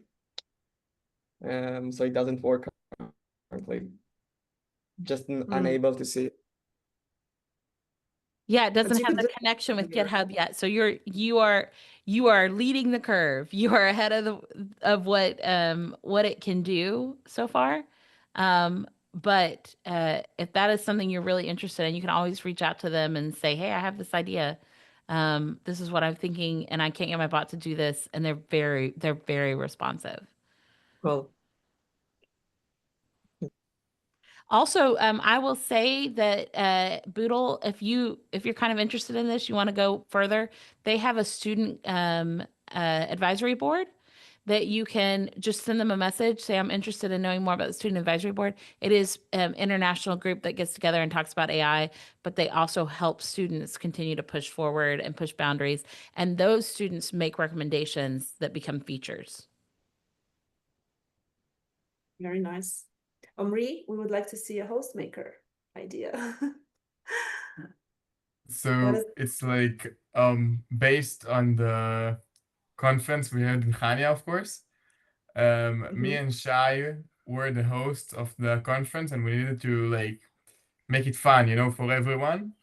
And we used a lot of AI tools for that. So I used the Boodle box just to build a bot specifically for that, like that task. It knows like that you need. It asks you what is the thing you need to host, how many hosts are there, and it helps you come up with a good plan for a script. Yeah, it's Yeah. fantastic. It's asking questions. One of the things I love about it is it's not asking too much. Like it came up with 6 questions, but it's not giving me a ton to read. And I don't know if that's something that you coded. My one of my students, she always says, don't make returns longer than 300 words or something like that, because sometimes Boodle will want to give long returns, but your bot isn't doing that, and that's fantastic. Will it generate jokes? It will. They're not very funny, but yes. My daughter, AI and the kid, she looks at AI issues. She writes about them. She then introduces a topic and then has ChatGPT as her co-host. She asks questions. And one of the segments is it tells a joke every week, but they're bad dad computer jokes that she doesn't get. And so then it has to explain the joke. But yes, you can build a joke builder that just does bad dad jokes all day long. Thank you. Any other bots? Have you managed, Tova, to share your bot with us if you have finished yours? Yeah, but I haven't found any snowman. It's too hot outside Oh, here. okay. Let me share my screen and show you. Because I know that's a little confusing thing. So I'm going to go to my bot builder. I'm going to go to my, here's my bot, and I can simply just click share. That's the easy way. Copy it. If you are in your bot, that's where it gets a little more confusing. Here's the snowman up here under published. Oh, okay. I go to view profile, and then I have to do another snowman, and then I can say share, and I can copy the link. We call it Bob the Snowman because somebody in our CTL calls him a kebab and the other one calls it a snowman. So we have just put it together as Bob the Snowman. Okay, so I'm putting my link in the chat. I hope it works. I'm not sure that I did the right thing. I'm looking for something to help me check student work, so I have less work to do. Obviously, I'll have to check it after it checks it, but that's what I'm looking for. If you want, you could open it and see. I don't know if I did the right thing. Oh, I think you've shared your conversation, your actual chat, isn't it, Sarah? Yeah, you shared the actual chat. So the bot building feature is in another tab on top. So there is like chat where you interact with AI in order to like develop something, create, think together, and then there is the chat bot building feature that is separate. It's in another tab on top, I think. Bot builder, right? Olena, what kind of bot have you built? Would you like to present it? Bot helper for you. Olena Polonska.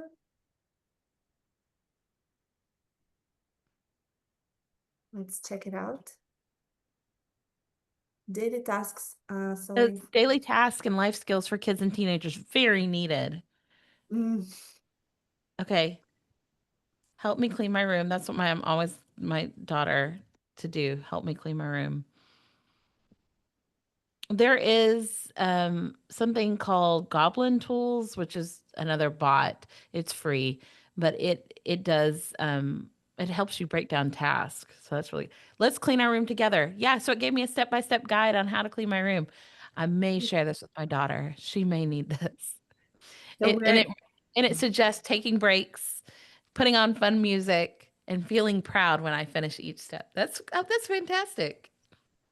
Yeah. So where in the bot builder do I add the knowledge? Yeah. I see it now. Sorry. Did you find where you add the knowledge? Yep. Yep. Perfect. Oh gosh, so I'm really behind the times here. One sec. Okay. Goblin Tools is great with teenagers.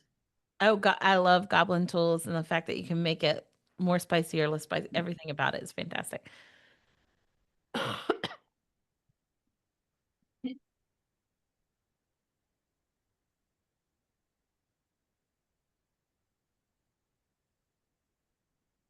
So while you're working on that, I'll tell you another bot that I built for some students.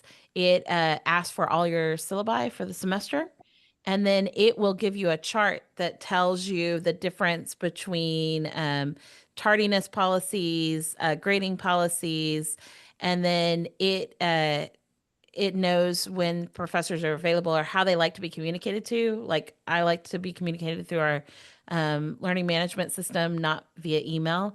And so then what the student can do is throughout the semester, if the student said, hey, my history paper is going to be late, they can tell that bot it and it can say, okay, this is the late work policy. Or I'm trying to decide, or I need to talk to my math teacher.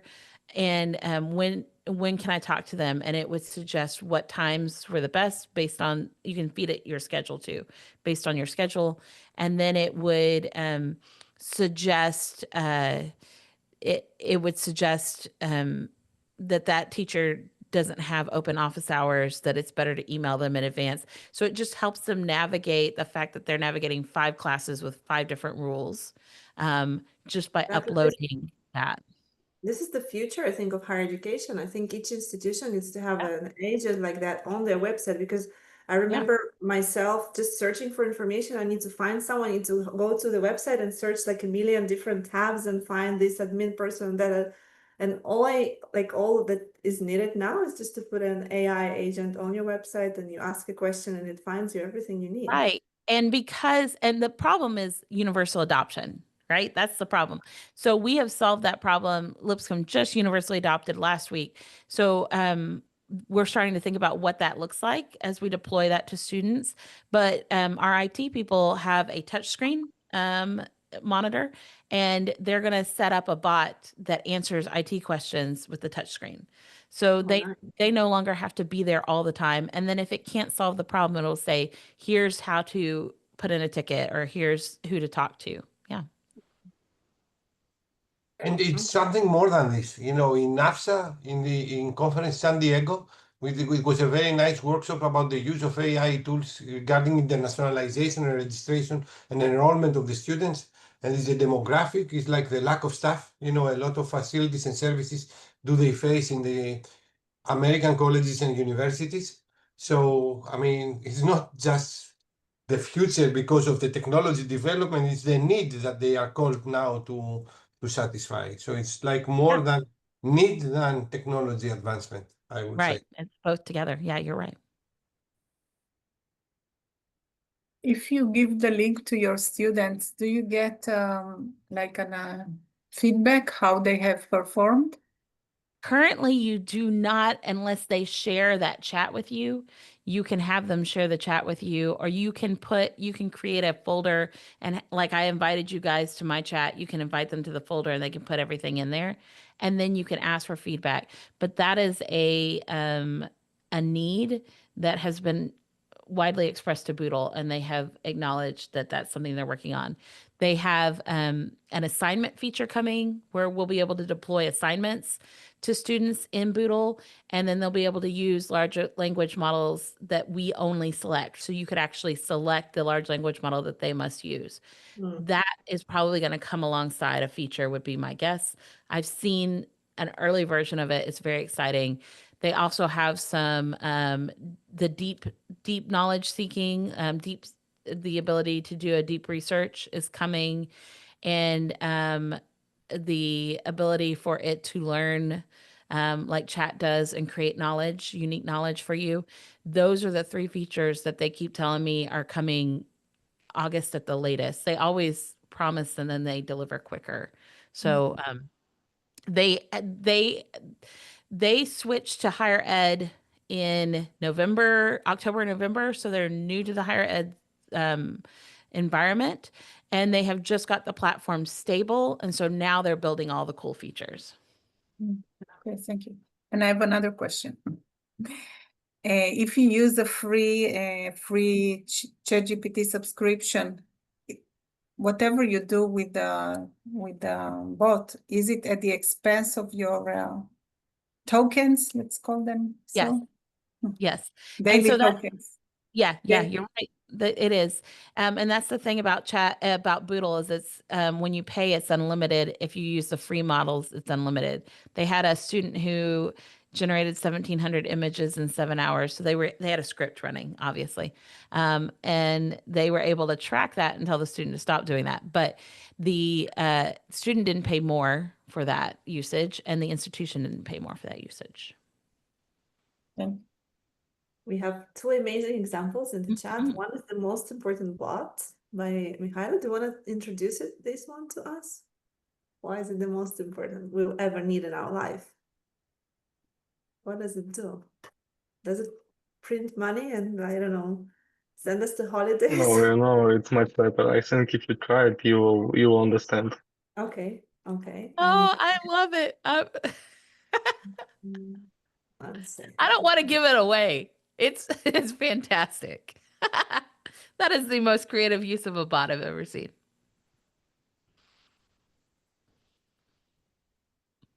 I love the sheep emojis. It's fantastic.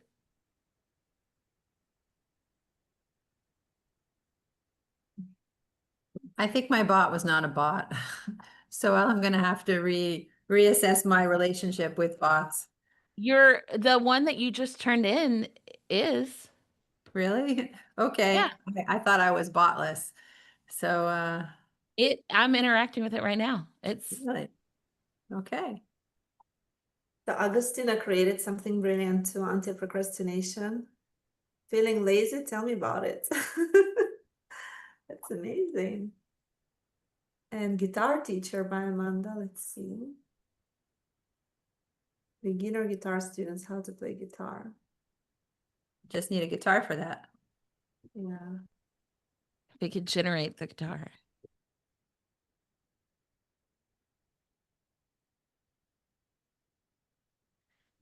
So So- just in addition, yeah, we have like 2 minutes left. I just want to mention that it's amazing that you've had this opportunity to play with the Boodlebox bot generator. And normally we also do this in the course. And we've already mentioned that there is a feature like that in the paid ChatGPT version.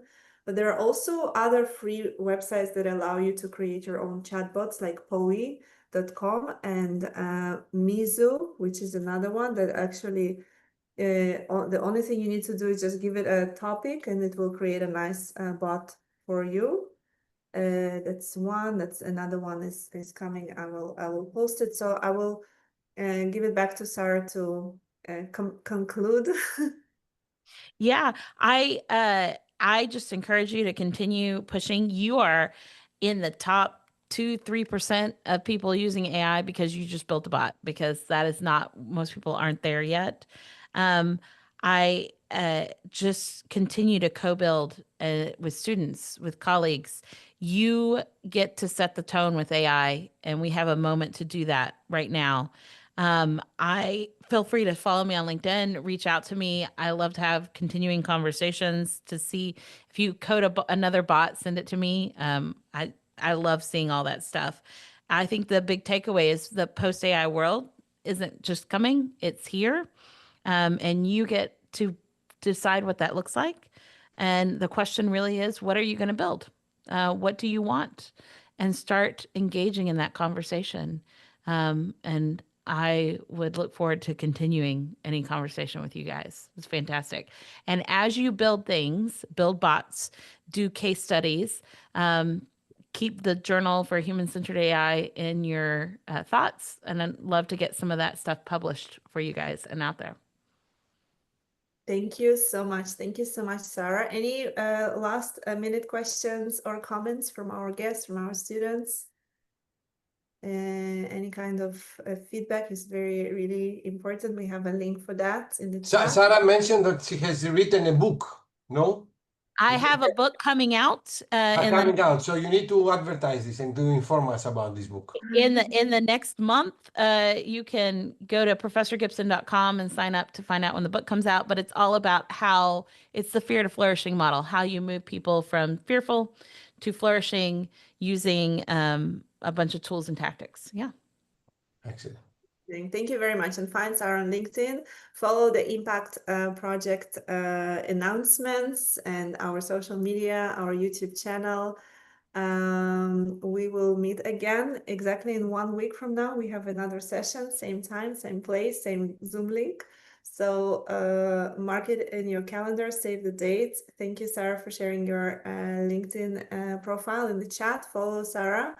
And we appreciate your contribution. It's been really insightful, amazing, thought-provoking. Oh, it's been so much fun. Thank you. I am so privileged to be here. And thank you for showing me the best bot ever. That was a good kicker. I love that. Yeah, and thank you for all of the students from all the places in the world, from Ukraine, Israel, Italy, Poland, and more. Stay safe, everyone, everywhere, and hopefully we'll be in touch soon again. Thank you so much. Take care. Thank you. Thank It was you. great. Thank you very much. Bye-bye. Thank you. Bye-bye.